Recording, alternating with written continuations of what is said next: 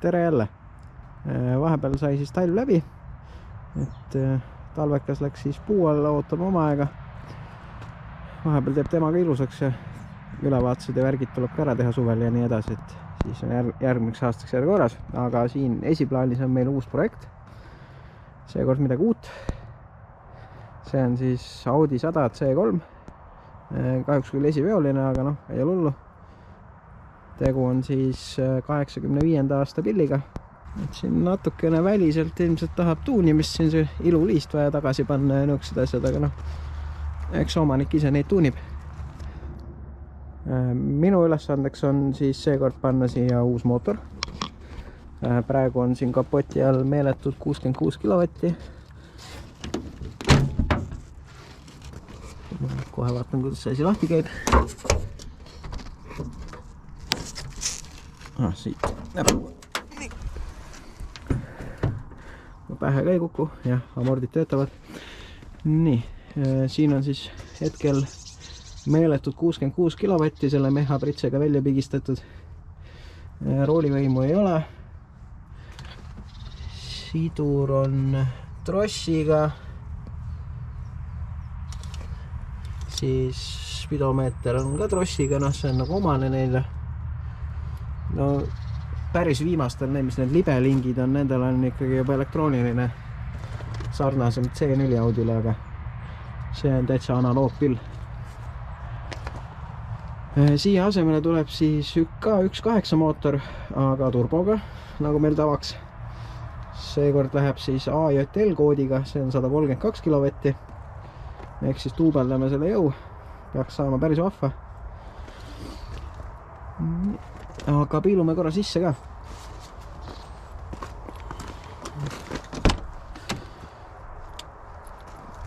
Seest on siis süke mega retro.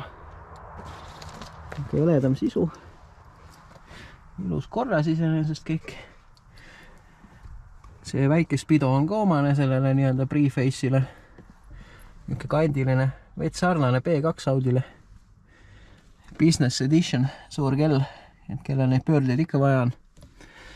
Tegelikult siia paneme tahoga spido ikkagi. Et siis ikkagi on vähe nagu ägedam. Käike on siin 5. Kuigi tavaliselt 4-silindrilistel oli ainult 4 käiku, aga võib-olla keegi on kunagi upgrade'inud. Lisaks siis mootori vahetusele ja spido vahetusele lisame siia autole roolivõimu ka. Kui jõudnud on rohkem, siis on vähe kindlam roolida. Et muidu võib äkki mõnes mõttes ootamatult tabada ja see ilma võimuta teema on ikkagi vähe raskem. Et siis saame siia ikka võimu ka peale. See eeldab siis roolilati vahetust ja mõned torud lisada. Sest pump on juba mootoril nagu nii küljes. Aga see esimene samm ongi tegelikult juba tehtud. Mootori ma valmistasin ette. Siin on üks klipp ka. Et siin on ta suht lõpuni kokku pandud. Mõnda asja ma ei hakanud külge panema, sest no, mul on lihtsam niimoodi seda siia peale panna. Ja samas ongi, siis tuleb vaadata kinnitused ka üle, et saa kõiki asju siin ette toppida kohe. Aga nüüd tuleks asuda siis seda autot laiali võtma. Siia teeks veel ühe klipi sellest valamootori käivitusest ja häälest, et mehine jõud.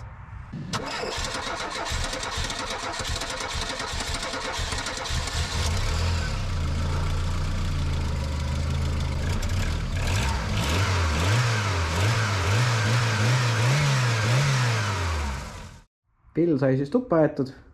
Lisaks ma tuunisin vahepeal garaaži ka. Tegin selle augu siia endale, millest ma kunagi rääkisin.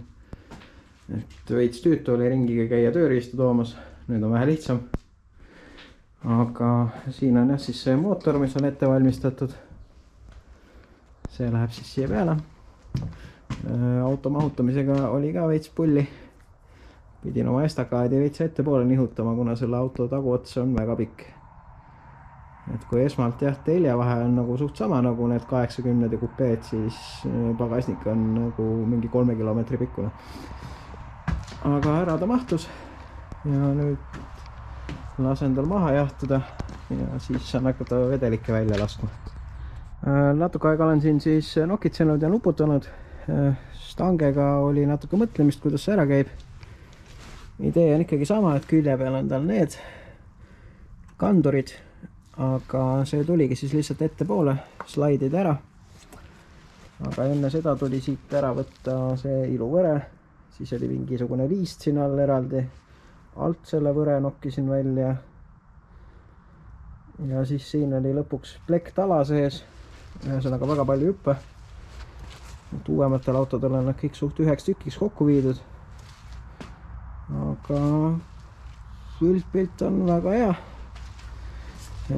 Siin on esiteks kohe näha seda, et see radiaator on nii suure auto kohta nii tillukene. Et okei, et see auto on küll suur, aga see radiaator on väiksem kui 80. Et isegi ilma kliimata 80 on see kindlasti suurem. Aga kuna siit on allapoole ruumi kõvasti, siis silma järgi ma ütleks, et siia mahub panema 80 radika. Lihtsalt need kinnitused tuleb kolida siia allapoole. Sest siin ees iseenesest see stange ja pamper, need asjad ei jää segama, kui ma radiaatori allapoole toon. Sest enne lihtsalt stange alt nägigi läbi, kui võre eest ära võtta neid rihmaratteid. Kuuleri osas, kuna see stange või noh, see autol ei ole stanget, sellel on nagu plast ja plekk. Küljevaates on ta suht lage, siis ette oleks seda nagu veits naljakas tuua, see jääks nagu ilgelt välja turritama. Siis pigem tuleks ta ilmselt kas siis äkki külje peale panna, teha selles stiilis nagu siis näiteks A4 on tehase poolt. Ja siis võib-olla kasutadagi siis A4 küljes seda raudtoru, mis siis ühelt mootori poolelt teisele läheb, et see kinnitused sinna külge teha. Siis saab lisada mootori esimese kinnituse ka.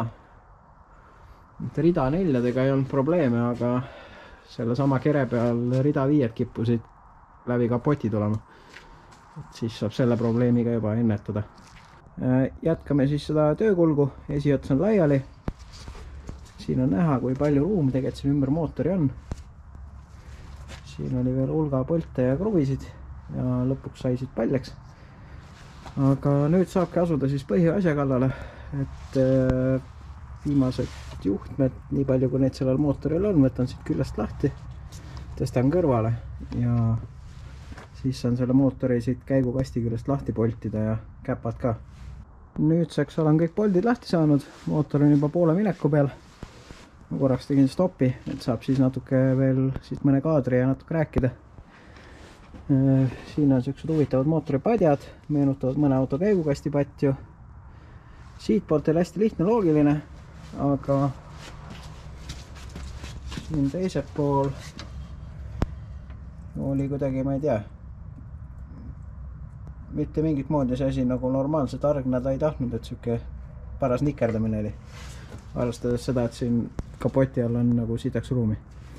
Aga nüüd langetan ta siia rehvi sisse ära, siis saab ta kuhugi ära lohistada eest ja siis tuleks hakata mootoriruumi ette valmistama. Viimaks sai see võie ka siit maha pestud. Tuli ilus punane värv välja. Jah, nüüd ongi kõik asjad, mis on vaja ära võtta, on küljest ära võetud, välja arvatud roolilatt, ma ei hakanud seda ära võtma, muidu ma pesen auto seest ka ära. Selle ma võtan veel pärast ära, aga juhtmed ma võtsin ka ära, need tulid sealt august, läbi topeltpleki läksid sisse. Kaitsmekarp on tal siin, kaitsmekarbi alla läkski ainult üks ots. Iseenesest kohe on nagu mõnus puhas, julgeb näpuga ka katsuda. Aga siinkohal vast selle osaga lõpetakski ja järgmine kord alustame siis lati vahetamisega.